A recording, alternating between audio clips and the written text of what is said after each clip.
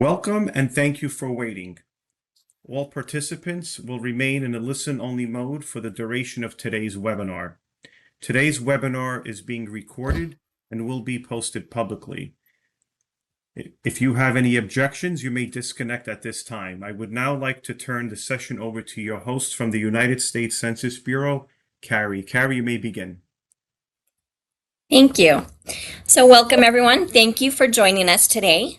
I'm Carrie Butekofer. I am a team lead here at the Census Bureau, coordinating our efforts on the local update of census addresses, or LUCA as we call it. And I will be kicking off our training webinar today. Just a few administrative notes. As was mentioned, I wanted to let everyone know that the training webinar is being recorded and a link will be made available later. You're welcome to use chat to all panelists at any point during the webinar. There's no need to wait until the end. We have a great team and we'll try to respond to as many as we can. I also wanted to note that we've reserved 2 hours for this training, although we likely won't take that full time with our demonstrations. If we end early, that would be a great opportunity to dig in and look at the available resources and get started with what you have learned. So we will go ahead and get started. I will start with a brief introduction to LUCA and help lay out the concept of comparing address counts by block. I'm joined by several colleagues here at the Census Bureau. Jonathan Phils will discuss how to compile an address list using the participant address list template. Tazio will walk us through the LUCA Geocoder and how it can be used to identify what blocks addresses may be in. He'll also go over an approach to match block counts from a local government file to the census address counts. And then Peter Virgil will demonstrate how to use Census Viewers to research areas of interest. We welcome governments or other interested stakeholders to learn about the tools available to conduct a review of addresses by census blocks. Our focus today is really geared towards those who are knowledgeable about address lists and will be using our census tools, but all are welcome to join. LUCA is an opportunity for tribal, state, and local governments to engage with the 2030 census by reviewing and commenting on the census address list prior to the 2030 census. Addresses are the basis for how we conduct the census. A complete and accurate frame can directly contribute to a complete and accurate population count for the 2030 census. Trillions of dollars in federal funding are distributed each year using Census Bureau data. LUCA is a once-a-decade opportunity to contribute to that complete and accurate count for your community. We have a web page with information about the 2030 LUCA. You should be able to access by searching for 2030 Census LUCA, or there's a QR code and the path is at the top of this slide. There are sections that provide an overview of LUCA, what it is, reasons to participate, what's new, how to prepare, important dates, what to expect, resources to prepare, contact information, and more. We're not going to focus on the information on the webpage today, but rather cover a few highlights and invite you to take a look. We will continue to add information to the webpage over time. Let me go over the timeline for LUCA. We're planning initial contact in May of 2027. Invitations will be sent with instructions on how to register and designate a LUCA liaison, or a primary contact for LUCA. From May through August of 2027, we encourage governments to learn about the LUCA review process, explore available tools, and participate in training sessions. Governments will first be encouraged to conduct block-level address count comparisons. If they identify coverage concerns or determine it would be beneficial to review the census address list, participants may complete confidentiality agreements and practice conducting address-level reviews using the Geographic Update Partnership Software, or GUPS Web. This is a free web-based application provided by the Census Bureau. This early practice time is new for the 2030 census. It may be beneficial for governments to determine if there are ways to collaborate. We'll be talking about this more a little later. The LUCA review will be from October of 27 through March of 2028. Updated address count listing files will be available. For LUCA participants who believe they can improve the census address list, this is the time to identify suggested adds, deletes, updated geographic coordinates, or modify the type of living quarters. Participants will need to complete quality checks to support accurate formatting and ensure sufficient information prior to the final LUCA submission. Once LUCA submissions are received, the Census Bureau will then take some time to review and process. In March of 2029, participants who provided submissions will receive address-level feedback. At that time, there will also be an opportunity to appeal the results. A LUCA appeals office will be set up to review any appeals. Access to confidential census address lists will extend no later than September of 2029, which concludes the closeout phase of LUCA. We have listed some key steps in preparing for LUCA. Reading the information on the 2030 LUCA webpage will help paint the picture of what we are trying to accomplish. The Census Bureau has access to some good address sources, but there may be some gaps, and this is an opportunity for tribal, state, and local governments to take a look to see where our census address list can be improved. We suggest to prepare an address list. This is an invitation to reflect on government address lists. Are they available? What offices might maintain an address list? Are they kept up to date? Do they reflect a complete list of residential addresses, or may there be certain areas or types of addresses that might be missing? What knowledge is there within the government about residential addresses that might help in comparing to what the Census Bureau has? There may be a variety of answers to these questions. There may be jurisdictions who are comfortable with the quality of their address list. There may be others who have address lists but are not sure they're complete, or there may be some still that need to gather information. Regardless of where you may be, we hope that the participant address list template will be helpful. This format will be needed once LUCA starts to take advantage of the address matching that will be available or to provide a submission. I do want to note that for new addresses provided in LUCA, a specific latitude and longitude will be required. For now, the template can be helpful to format addresses if you want to use the LUCA Geocoder to identify what census block addresses may be in. We will be reviewing both the participant address list template and the LUCA Geocoder in more detail a little later in our webinar. The next step is reviewing the address count listing files. For each census block, it provides the number of housing units that are currently on our census address list that will be used as our frame to conduct the 2030 census. This is a state-level file that is updated twice a year. Later this year, LUCA address count listing files will be available for individual governments. Governments can review these address counts to determine if they meet expectations. We call this a block review. This step may look different based on the level of information you have to support your expectations, but should include a review of overall and localized counts. If a local government knows that the number of housing units they have, they can tally what the census has and compare those counts. For example, if they know they have 6,472 addresses and the census has a similar number, that's a good sign. In addition to looking at those overall counts, we encourage looking at and comparing expectations by block. In many cases, the block review will be done by comparing census block totals to block totals from government address lists. Today, Tazio will walk us through an example of making these comparisons using a spreadsheet. Maybe another government doesn't have as much reference data. They can still sum for desired areas and make note of initial impressions. Based on your knowledge of the community, do the census counts seem high, low, or reasonable? Maybe there are specific areas of concern. Towards the end of our presentation today, Peter will be demonstrating how to use Census Viewers and even how to conduct some research within a census block. Conducting this block level review should help governments make a plan for how to participate in LUCA. The Census Bureau is using a variety of methods to keep our address list up to date.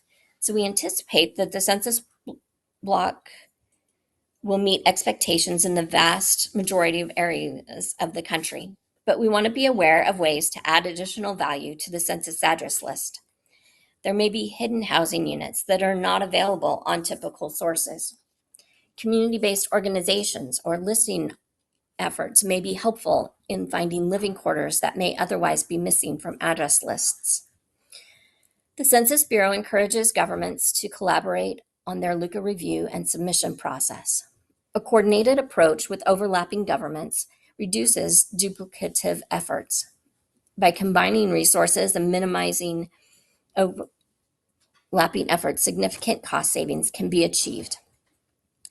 This may look like a county reaching out to towns within their county to see if they want to be added as a LUCA reviewer for the county instead of providing a separate submissions.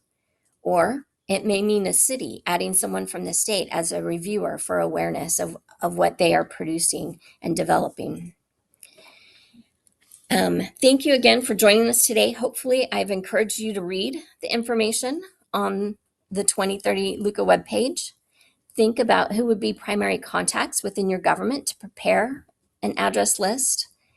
Brought some awareness to the address count listing files that are available so that you can make a plan for how to support LUCA. I'm now going to pass the rest of this training over to my colleagues as we demonstrate some tools that can be helpful in conducting block reviews and preparing for LUCA. Next up is Jonathan Phils, who will be focusing on the participant address list template. Thank you very much, Carrie.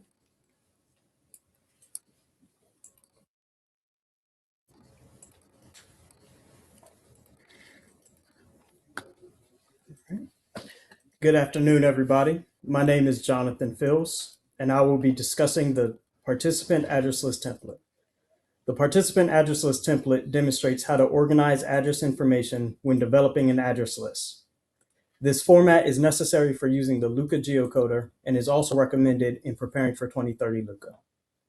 The template provides required field names and structure when developing a residential address list, and a unique record ID is required for all addresses provided.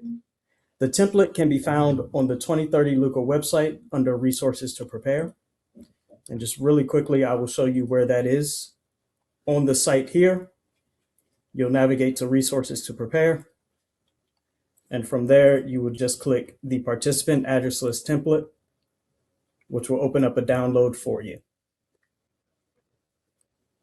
Once it's downloaded, it will appear like this, and you will notice that there are 6 tabs at the bottom of the spreadsheet: the participant address list template, the overview, the participant address list fields, the examples, the Excel to pipe delimited, and the HHU and ADU description.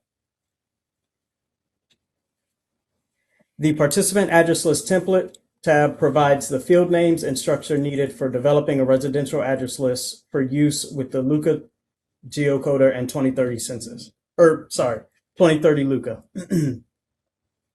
The overview tab provides the purpose as well as the uses for the participant address list template. Along with those details, it also provides an overview for each tab in the spreadsheet.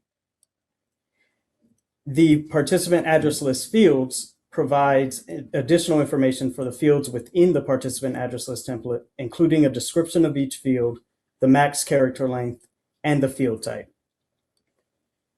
The examples tab provides additional context to the examples within the participant address list template. It goes over a city style address, non-city style address, and a group quarters address. Next, we have the Excel to pipe delimited tab, and that shows how to convert your Excel file to a pipe delimited text or PSV file, which are standard formats for LUCA applications, such as the LUCA Geocoder.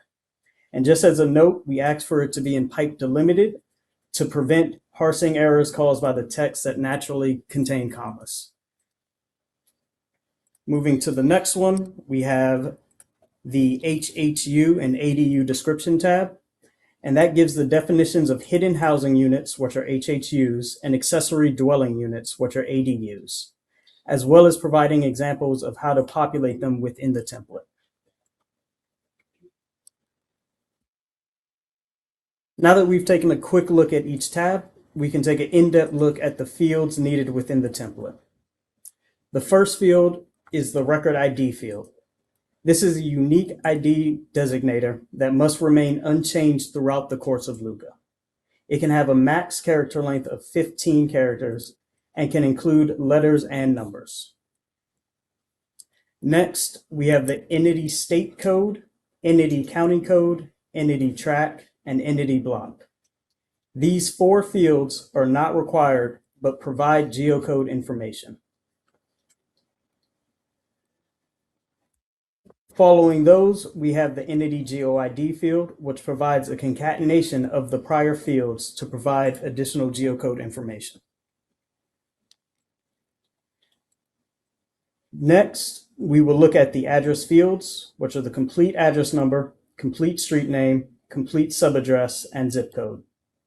The complete address number identifies a location along a thoroughfare or within a community, while the complete street name is the official name of a thoroughfare as assigned by the governing authority. These 2 fields are required for city-style addresses. The complete subaddress is the portion of an address that identifies the specific apartment, unit, suite, floor, trailer, pad, or the hidden housing unit or accessory dwelling unit represented by the address record, and is not required for city-style addresses. If you do have them, you can provide them to us for more additional information. Finally, we have the zip code, the 5-digit zip code used for the United States Postal Service to deliver mail. Either this field or the entity GeoID is required for matching purposes. Next, we have the location description. This field can be used for non-city style addresses and describes the structure and the surrounding area's physical location. The next few fields will be Puerto Rico only fields. If you are working stateside records, you would not need to populate anything in these fields. The apartment complex is a field to indicate the residential complex of apartments, condominiums, or public housing. The building ID is is the identifier assigned to a structure. The urbanización is an area, sector, or residential development, such as a neighborhood within a geographic area in Puerto Rico.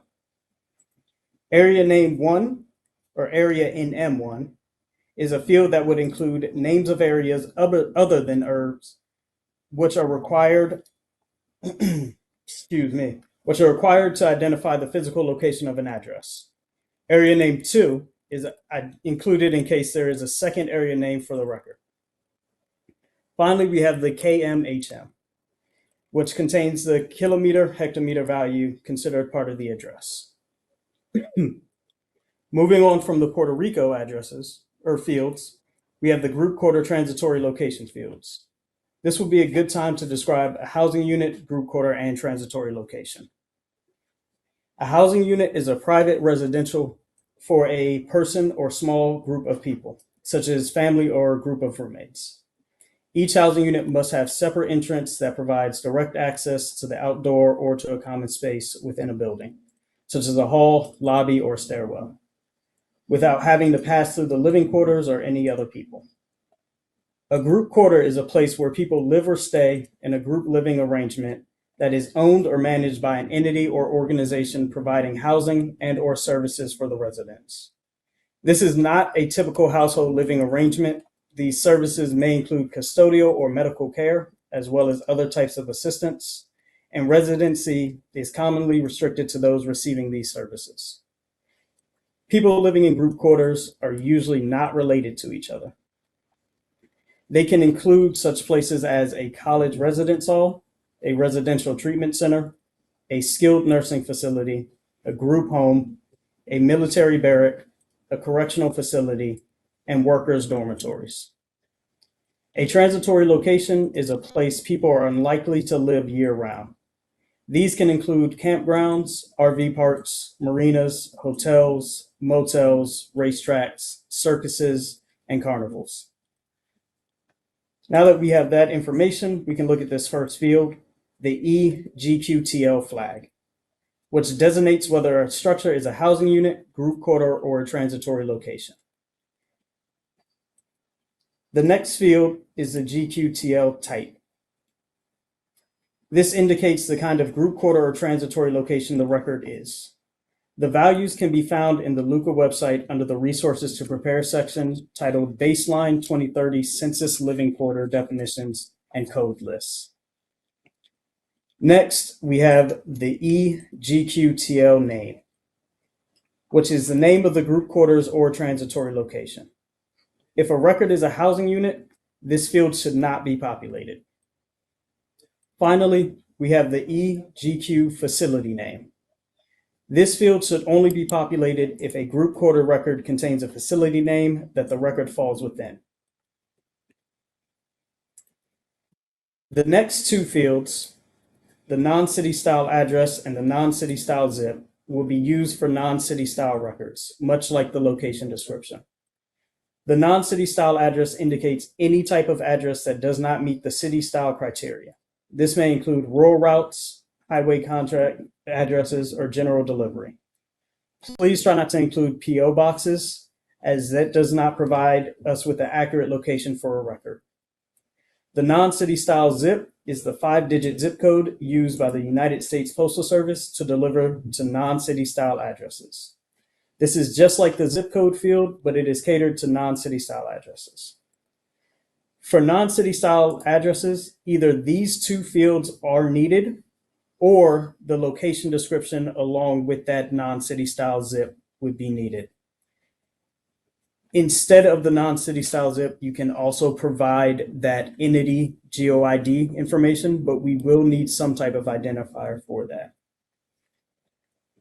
Moving on from that, we have the map spot number. This will not be populated and is not needed. It is just a placeholder within here in case anyone needs any additional fields or anything like that. But we ask that you do leave that blank for the purposes of filling out your address information. Moving on from that, we have the city style address flag. This field is used to indicate if an address is a city style record or a non-city style record. Finally, we have the entity latitude and entity longitude fields. These fields are meant to contain the latitude and longitude of the structure. It is not required for the participant address list when you are first filling it out, but it will be used at a later time. Now that we've looked at the template and the fields, we will look at some examples for the city style, non-city style, and group quarters records. And that is located under the Examples tab. First, we have a city style record. In this case, 123 Main Street, Apartment A, in Anytown, North Carolina, 28999. None of this data is real. This is non-Title 13 information. I just want to make sure everyone is aware of that. So as we look at the fields, we can see a unique record ID is provided, PO4. The complete address number contains 123. While the complete street name contains Main Street. Since this is an apartment A associated with the record, we place that in the complete subaddress field. And finally, the zip code in this example would be 28999. Please note, if a zip code is not provided, we ask you to provide that entity GeoID, which can be obtained using the LUCA Geocoder.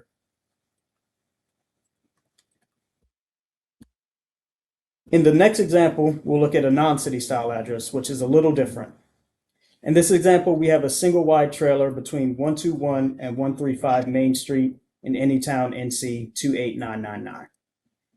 As we can see once again, there's a need for a unique identifier, which is the unique record ID PL5. There is no address number.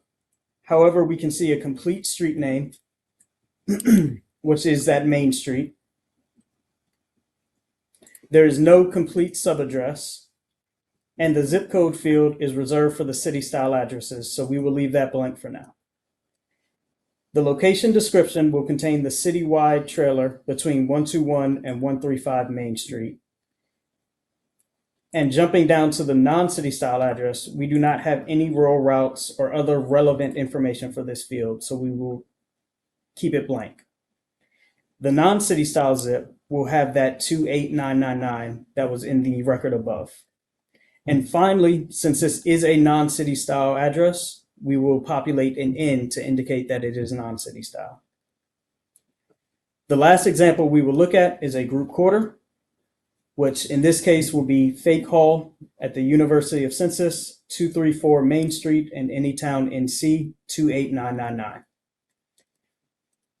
Once again, we'll have that unique record ID, PL6. Main Street will be placed, the complete address number will be 234 in this case, and Main Street will be placed in the complete street name. And the zip code will have that 28999. There is no complete subaddress once again, as there's no apartment complex or unit associated with this address. Moving down to the EGQTL flag, we will indicate that with a G, indicating that this is a group quarter. If it is a transitory location, there will be a T populated in this field. Moving on from there, we have the EGQTL type, which is a 501 to indicate that this record is a dormitory. And the EGQTL name is Fake Hall. The EGQ facility name will be University of Census. Moving on from that, we will now look at the Excel to pipe delimited tab. And this just goes over how to convert a Excel document into a pipe delimited text or PSV file. And instead of just going through this tab, I just wanted to provide a quick demo showing how we would go about doing that. And what I would do with this is I will open up this, indicating this will be an example of a participant address list that we have developed within, Excel, and that we want to convert to that pipe delimited file. So what we would do, we have the data here. And once again, all of this is non-Title 13 data. It is completely made up. So we will save as, and we will go through a naming convention. At this point, you can name it anything that you would like to.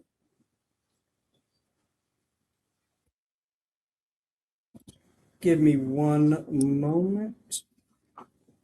I just want to confirm, can anyone see my screen? Okay. All right, just wanted to confirm that really quickly. But you'll open your Excel file and you'll copy it as save as. I go back to this. In save as, you can name this as anything, but we do have a naming convention that we ask that most people will use for this file, and that will be participant. I'll just type this in as I'm working through it. _address _list, and then you'll want a gov ID. The gov ID is just an identifier that we use for our records and files. And if you do not know it, that is fine in this case. When you do decide to participate within LUCA, you will be provided that in a different situation. And if you've worked on other projects with us, such as BAS or anything along those lines, it will be that BAS ID that you should have been working with in that case.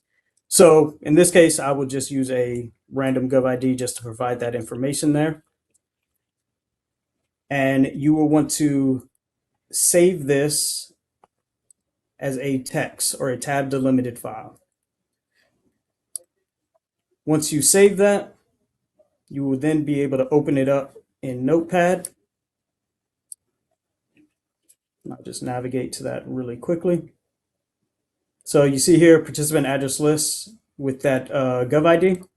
So you just want to open that up, and it opens it up with that tab delimited for you in Notepad. Generally, what we ask to do is we will then take this tab and we will go to replace. From here, you will just highlight, make sure the tab is up here. You can see this with the identifier kind of not at the very beginning. So it indicates that there is a tab space here, and you will replace it with the pipe character, generally located under the backspace key on keyboards.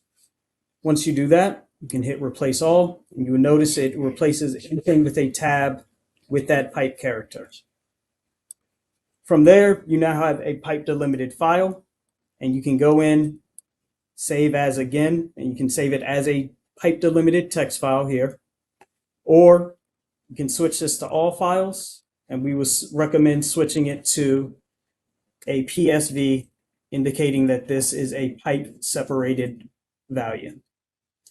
Once you save that, and you can save it wherever you would like, just somewhere that's easily accessible for you so that you can go in, you can work on it, and you can just edit this documentation as you need.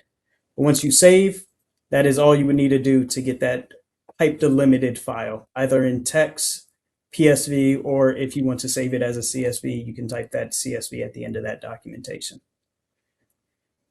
So that is all that this tab is really going over. It was just easier to just kind of go through that example rather than just have you all stare at this screen. Finally, that will bring us to the last tab, which is the HHU and ADU description tab. This provides definitions and types of the housing unit, hidden housing units, and accessory dwelling units. And the definitions may vary, but the terms generally refer to the ancillary or informal housing units that may not be included in the USPS delivery sequence file or the local government address files. As HHU or ADU living arrangements are often not officially sanctioned by the local jurisdiction or do not receive mail separately, HHU and ADUs may not have a unique address distinguishing them from the primary residence they are co-located or associated with. A hidden housing unit, or HHU, is a living quarter that is not easily identifiable or locatable. HHU examples can include converted in basements or attic spaces, recently added in multi-unit buildings, and above storage restaurants or other commercial buildings. When inputting a hidden housing unit, please input HHU as the prefix in the complete subaddress field and a sequential number for each instance to be an individual record. As you can see here, we have HHU 1, 2, and 3 in this example to reference 3 separate HHUs. An ADU, or accessory dwelling unit, is an independent, typically smaller residential living quarter located on the same parcel as a larger primary living quarter. ADUs generally have their own kitchen, bathroom, and sleeping area. ADU examples can include campers or mobile homes parked behind the main house, converted storage shed or garages, and in-law units or secondary suites. For both hidden housing units and accessory dwelling units, please do not include asterisks. If you do have a value, just include that, or if you know the number of hidden housing units or accessory dwelling units, just include that number sequentially. That is everything for the participant address list, and I will now pass it over to Tasio to go over the LUCA Geocoder. Thank you. Thanks, John. Hello, my name is Tasio Asimakopoulos. Today I will demonstrate the LUCA Geocoder and block count list tools and how to conduct a comparison of block counts between your counts and census counts. These are public web-based applications that support participants in LUCA. Both tools are part of the Census Geocoder. First, let's look at the LUCA Geocoder. To access a LUCA Geocoder, you can find a link in a LUCA website in the resources you can use to prepare section.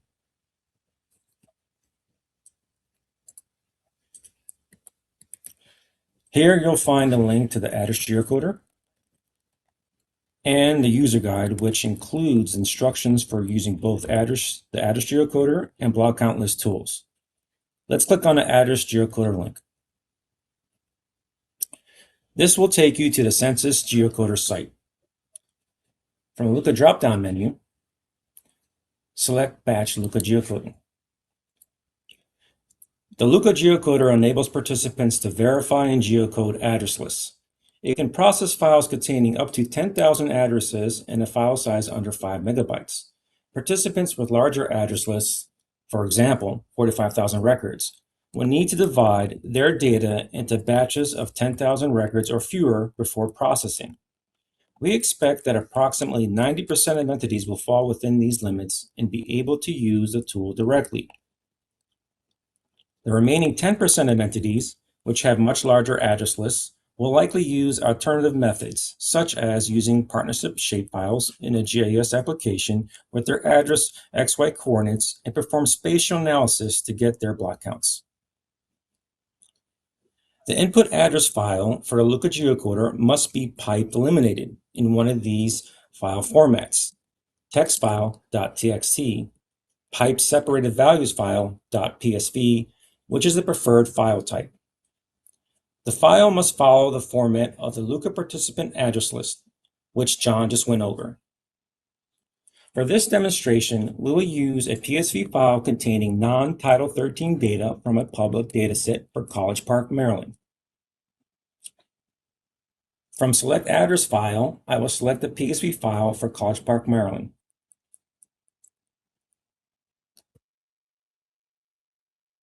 Then click Get Results.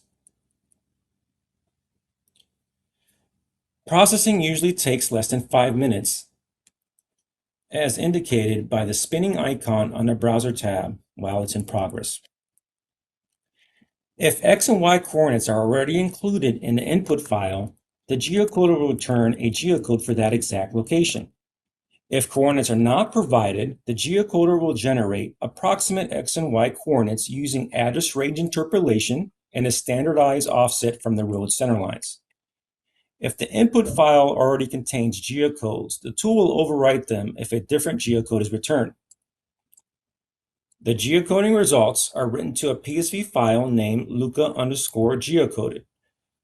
After the download is complete, the file will appear in your browser's download pop-up and can also be found in your computer's downloads folder.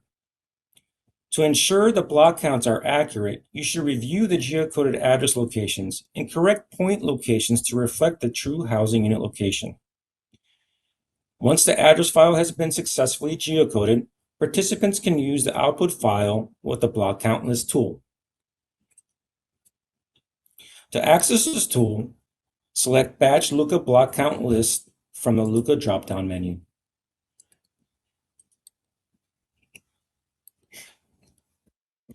For the address file to use, select LUCA_geocoded file, which we got from the Batch LUCA geocoding process.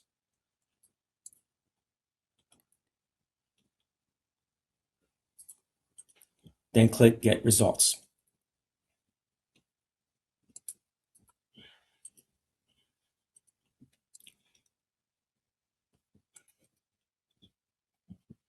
Okay. Processing time again is usually under 5 minutes per file, as indicated by the spinning icon on the browser tab. The block count list results are written to a PSV file named Geocode Results Block Summary. The block count list tool not only geocodes your addresses with the same function as the block geocoding tool, with the batch LUCA geocoding tool, but also summarizes geocoded addresses by census block, producing a count of addresses grouped by geocode. The summary helps participants review and validate address counts at the block level. Let's take a look at the results in Notepad.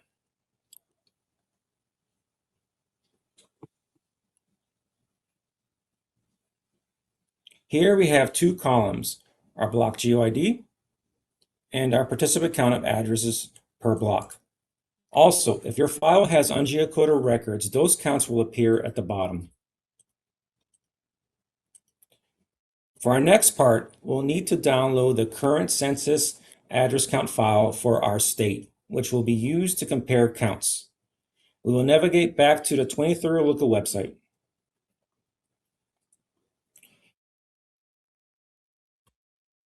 From the resources you can use to prepare section, click on Current Address Count List Files.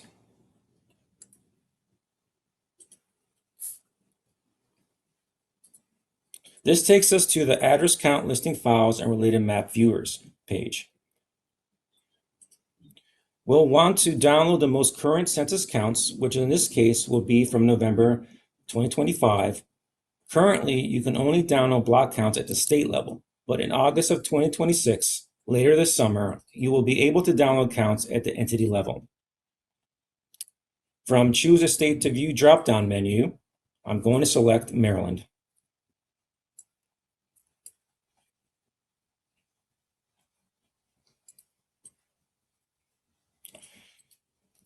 A new browser tab will open with all the block counts for the entire state. The results will include values for state, county, tract, block. For doing our comparison, we'll focus on the last three fields: block GeoID, total housing units, and total group quarters.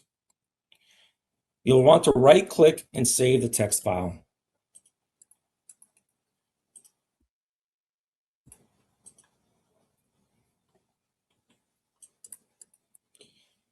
Now that we have our block count results for College Park, Maryland, and the census counts for the entire state of Maryland, we're going to take our results and compare the counts between both files.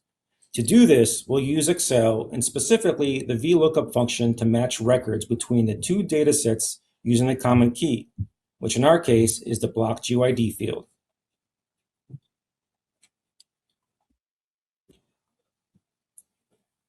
There are other ways to perform this type of comparison as well. For example, in Excel, you can use XLOOKUP or index and match. Outside of Excel, you can do this with tools like SQL using joins, in Python with libraries like pandas, or even in Power BI or Tableau.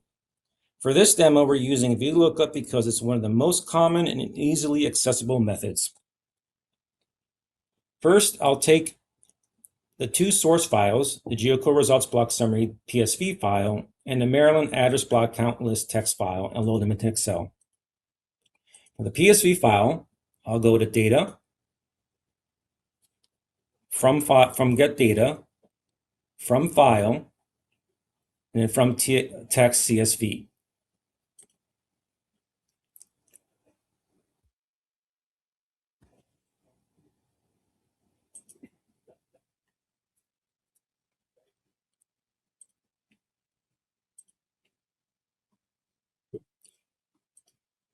Select all files to view the PSV.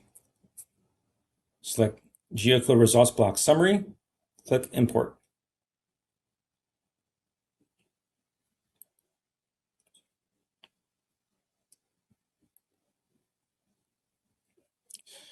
When a dialog box appears, I want to make sure the delimiter is set to pipe character so that the columns load correctly. Then I'll click Transform Data. This brings up the Power Query Editor window. Here we can verify the values transformed correctly without pipe characters. Ensure block GeoID field is in text format. And click Close and Load. This converts the data into an Excel table. I'll save the file and name it Participant Block Counts.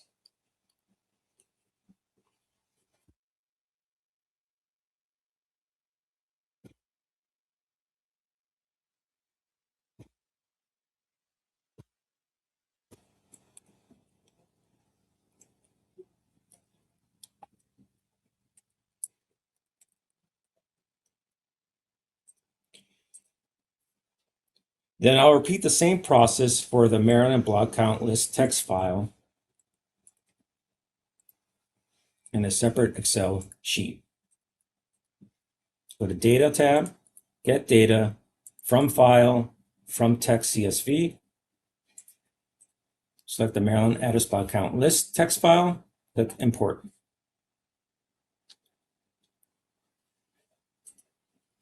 Ensure pipe character is selected for delimiter, transform data.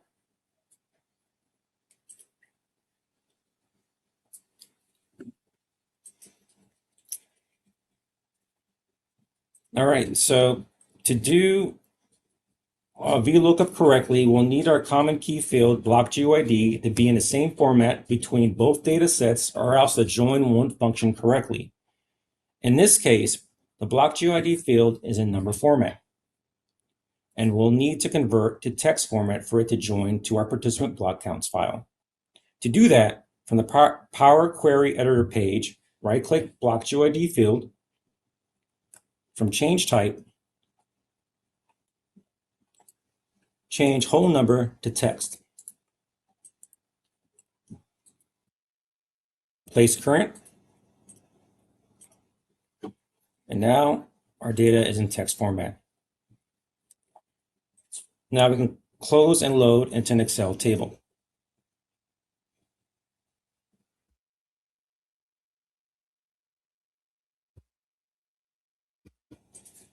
I'll save this file as census block counts.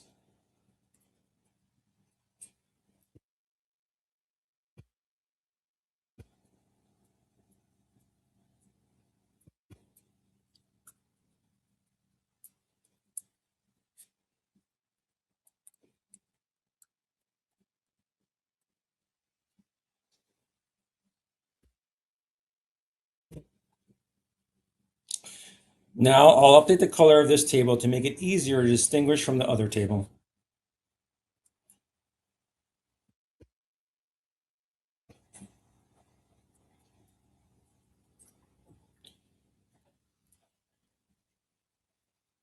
Now that both data sets are in Excel, I'll identify the key field that exists in both files, which is block GeoID.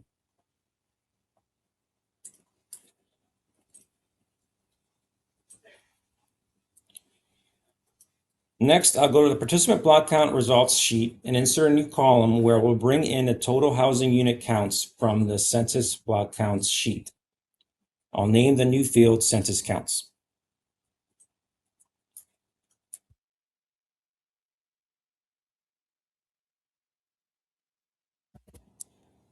Now we're ready to conduct our VLOOKUP. Instead of typing the formula manually, I'll use the insert function tool to walk through it step by step. Click on the first empty cell in our new field, then I'll click the function button in the formulas tab.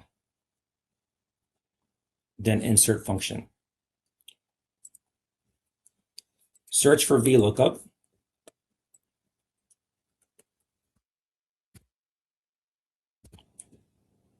Let go, then click OK. This brings up a function arguments dialog box. Now I'll fill in the fields. For a lookup value, I'll select the block GeoID from the current row in the participant block count sheet.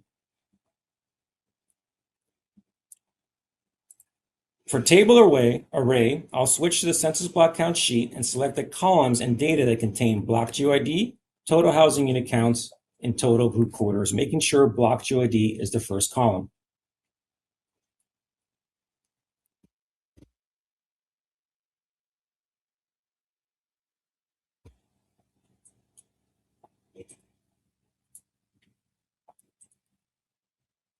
For column index, I'll enter 2, since the total housing unit counts is the second column in that range and is the value we want returned.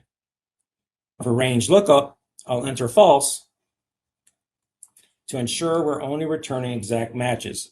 Then I'll click OK.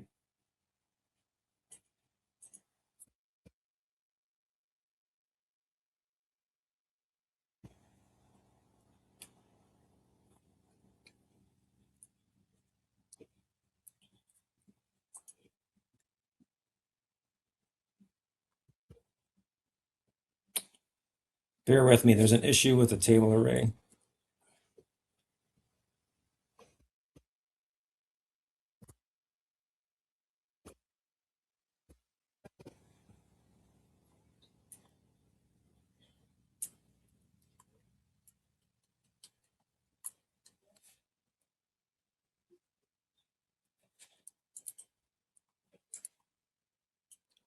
Start this over. I'll insert the function again, VLOOKUP, select the block GeoID for a lookup value, table array,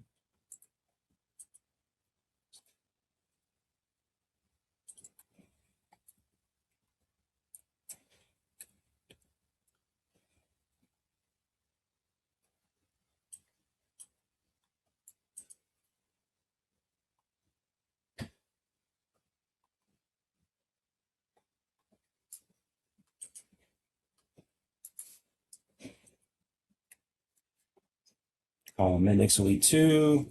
Range lookup is false.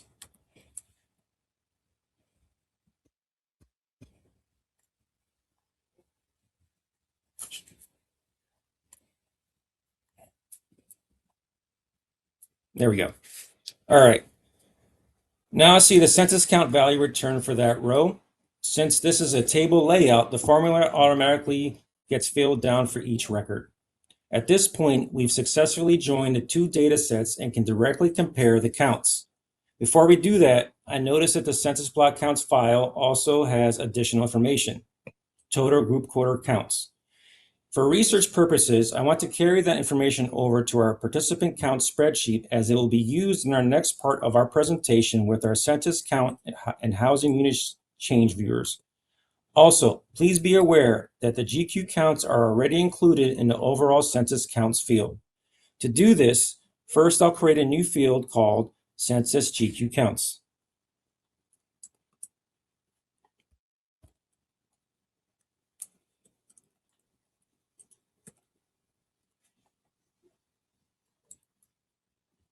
Since we already created a VLOOKUP, I can use the existing table array from that formula to get our GQ counts. First, copy the formula from the first cell of census counts and paste it into the first cell of census GQ counts. This returns the exact same values, but we'll make one minor edit in the formula.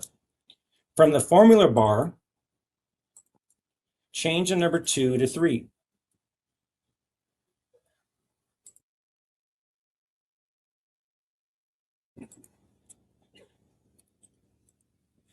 And hit enter.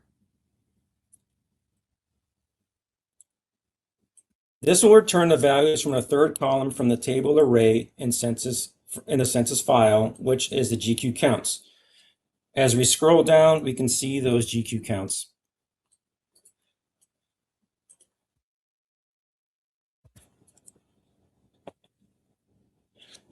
Now that we've brought in the census count values, the next step is to compare them with the existing participant count field. I'll insert another column to the right of census counts and call it difference.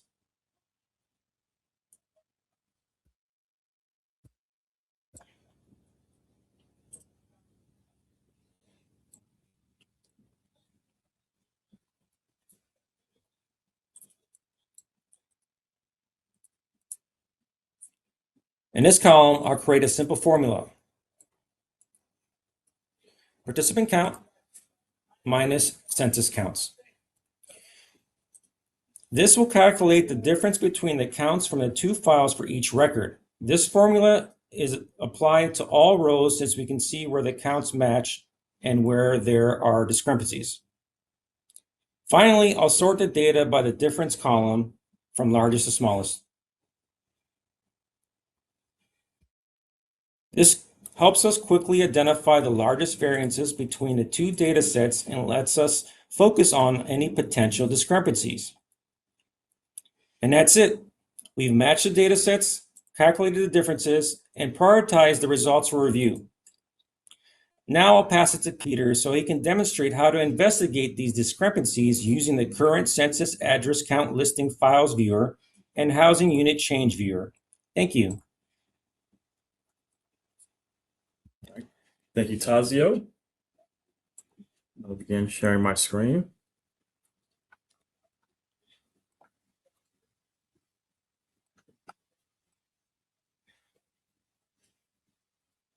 Thank you, Tazio, for demonstrating the Excel VLOOKUP process by using the LUCA Geocoder and comparing the census block count list to a government's block counts. For those entities who perform the steps from Jonathan and Tazio's demonstrations, please continue to watch how those processes will help in comparing counts with U.S. Census Bureau viewers. The viewers provide a method for governments to initiate research even if an address list is not fully compiled at the time of this webinar.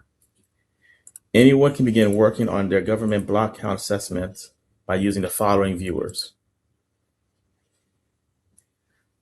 Within the 2020 current census address count listing files viewer, users can search by many different options. place name, county name, ArcGIS World Geocoding Service. Note, the search by address functionality in the search box uses the ArcGIS World Geocoding Service to locate addresses, not the Census Bureau's master address file, which is protected from disclosure by Title 13 of the U.S. Code.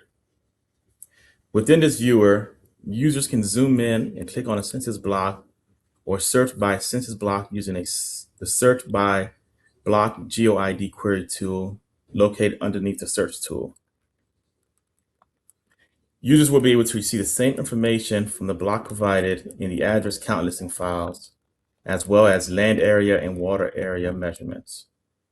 Certain values such as total housing units, total group quarters, block GeoID, state, county, tract block, area land, and area water by square meters will be available.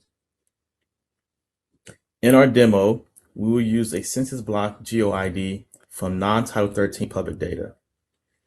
The data will consist of the state code, county code, 6-digit tract code, and 4-digit block code. I will select the search by block GeoID and input a value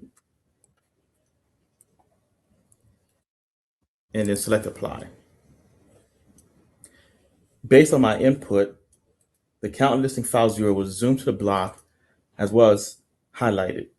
As shown, the block is shaded in tan with an orange outline.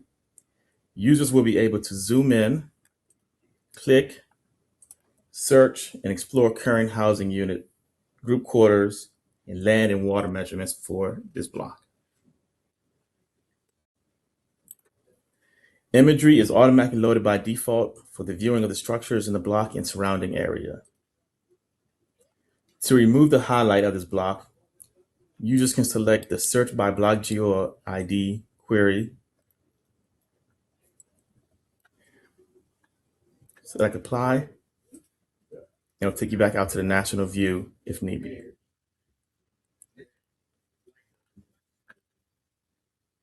All right, I'm going to click back on my home button. It'll take me out to the national viewing. We're going to take a look at a block area that has an increase in housing units. If I go back to the spreadsheet, I'm going to select the block GeoID.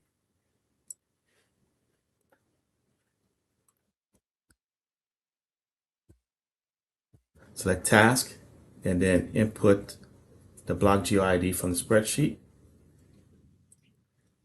When we click on the block to view its details, we can see that the number of housing units has a value of 425. Yet the participant count has a value of 17. There's a clear difference in this block between the census count and the participant count. Looking at this block, we notice there are 13 group quarters. We know group quarters, also known as GQs, can affect the expected number of addresses as we want to make sure governments count the number of units accurately. Scrolling down further, we can see the information of college, university, and student housing units as 13. Just as a note, group quarters are recorded differently as those structures should be counted once. One common mistake is overcounting units in group quarters. For instance, a dorm or nursing home might house many individuals, but it should only count as one group quarter in the data set. However, for multi-unit structures, such as an apartment where students lease a unit, an address record must include complete sub-address descriptors and identifiers for each unit. For example, apartment 1 or unit A. In this example, I'm going to pull up the street view, and you can see there are group quarters at the far left of this image, and at the center of this image, you can see the apartment units, which are contained within the block. Looking at this block, the increase could be the result of the apartment unit and not the GQs within the block. The government can research this block further, but in this situation, there's confidence the Census Bureau is capturing new housing unit counts within block 1033.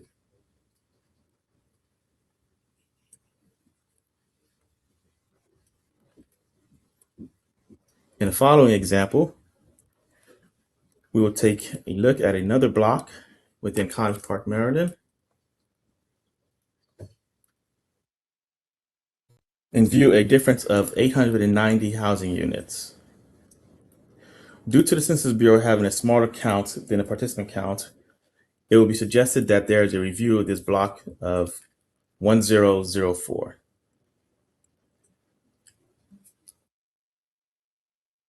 Looking at the 2020 Census Address Count Listing Files viewer, the imagery of the block shows quite a few structures and a lot of parking spaces. If we look at the roof line of the structures, we can see potential apartments, yet we cannot see if the sub addresses are available. At the left of block 1004, we can see what could be new construction taking place, which may account for the difference of housing units. We cannot account for additional housing units that may be included in a multi-unit structure. It is best not to guess. So in this situation, the government would check individual housing units and account for all units within the apartment, making sure no units are designated with an asterisk, but with Unit A or Apartment 1 as a complete subaddress. In preparation for LUCA, a government should continue to look at this block to make sure the Census Bureau is capturing any positive changes in the block counts. If there is new growth that is not reflected in the LUCA address count listing files by 2030 LUCA, updates from the government should be submitted in a LUCA submission during LUCA review. You can see the area here within Street View. There's construction taking place.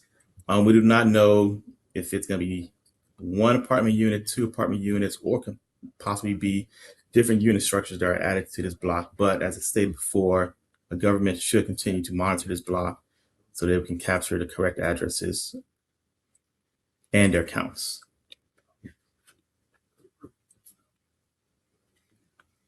In the next example, we will take a look at block 1010 from our spreadsheet. I'll go back to search by block GeoID, click on task, and input the value from our comparison. We're still looking at College Park, Maryland, but there's a potential for an accessory dwelling unit or ADU, which Jonathan discussed earlier. In this case, we're looking at block 1010.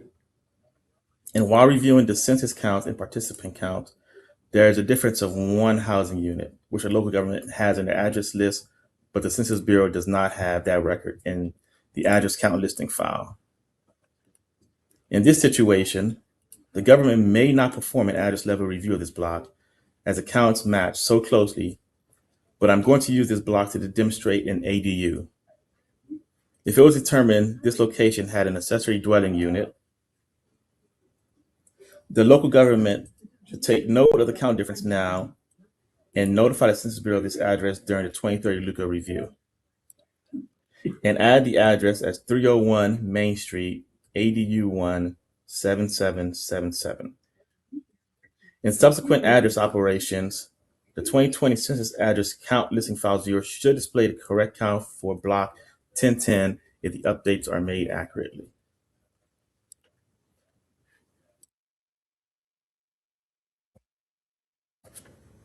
The smaller unit to the right of this main residential structure would have to be accounted for by the local government in preparation for the 2030 LUCA. If I zoom in a little bit more, you can see that there's a potential accessory dwelling unit at this location. There is a front door and potentially a mailbox to the right of the front door. So again, we'll rely on the local government to account for this in the block review. Next, I'll be taking a look at the housing unit change viewer. I'll still be using the block GeoID from the comparison in the Excel spreadsheet, but this is just another tool that is available to everyone to research their block counts. Again, the viewers are located on the LUCA website under resources to prepare, and you can navigate to them from the LUCA website. The viewer can be used to prepare for LUCA by reviewing the census data from the address count listing files.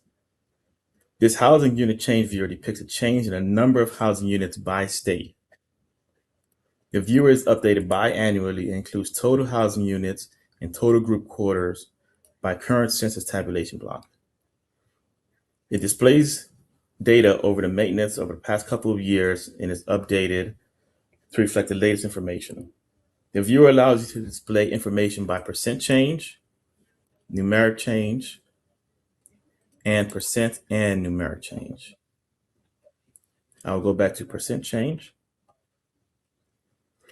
Today's demo will focus on an example of a block growth from the 2020 census to now. We will walk through an example of how to analyze housing growth using census data at the block level. We'll look specifically at one census block in College Park, Maryland, and examine how new construction has contributed to significant growth between 2020 and 2025. We'll start by using the Search by GeoID function to the far right of my screen and selecting Search by Census Block GeoID. We'll be able to locate a specific census block using the GeoID from our spreadsheet. Selecting Apply. And it'll bring us to block 5013.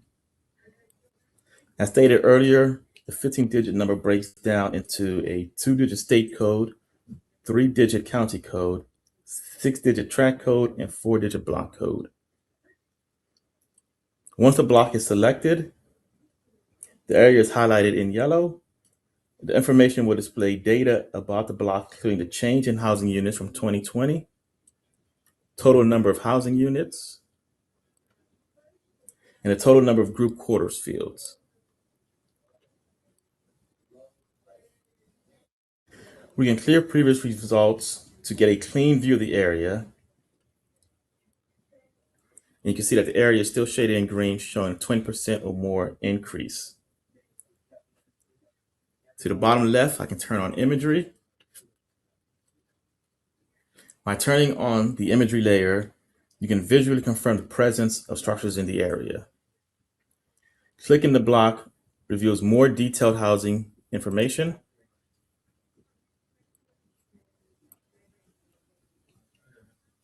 The block shows an extraordinary increase in housing units, which strongly suggests significant development activities such as large-scale residential projects or multifamily housing. If you can see at the top of the value, there's a difference of 276 housing units. This area may include mixed structures such as single-family homes, multi-unit housing, or commercial properties. However, block 5013 is an area you may not have to submit address updates for in LUCA, as it appears updates are captured and recorded on the address count listing file.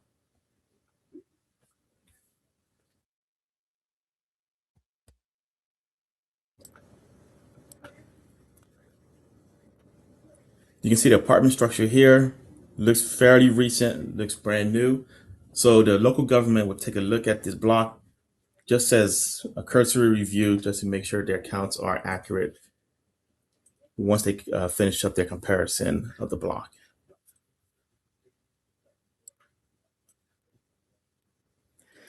In closing, this data is updated biannually, so numbers may vary based on the time you are viewing this video.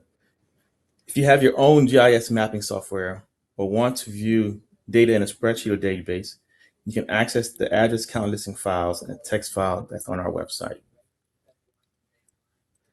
You can go to the LUCA website, scroll down to current address count listing files, select a state, and you'll see the pipe delimited data for the state that you want to review. In this case, I'm going to select Maryland, because that's where we're focused on for this demo. And of course, the pipe delimited data will display. You can review the data in a tabular format or use the block GeoID field in the address count listing files to join the data to our tiger shape files. You'll be able to spatially view the housing unit and group quarter counts while working on your future address list. Please note, the U.S. Census Bureau for the local update of census addresses is looking for residential addresses, whereas a government's address list may contain non-residential addresses. Let's go back to the viewers. That is buffering. Let's select home. If you want to participate in the LUCA address level review, an invitation will go out to local governments in the future. To learn more about the 2030 LUCA, visit the 2030 LUCA website or reach out by email at 2030.luca@census.gov. Thank you for attending, and I will pass it back to our moderator, Anthony. Thank you all for your participating and your engaging questions. The webinar has concluded. You may disconnect at this time.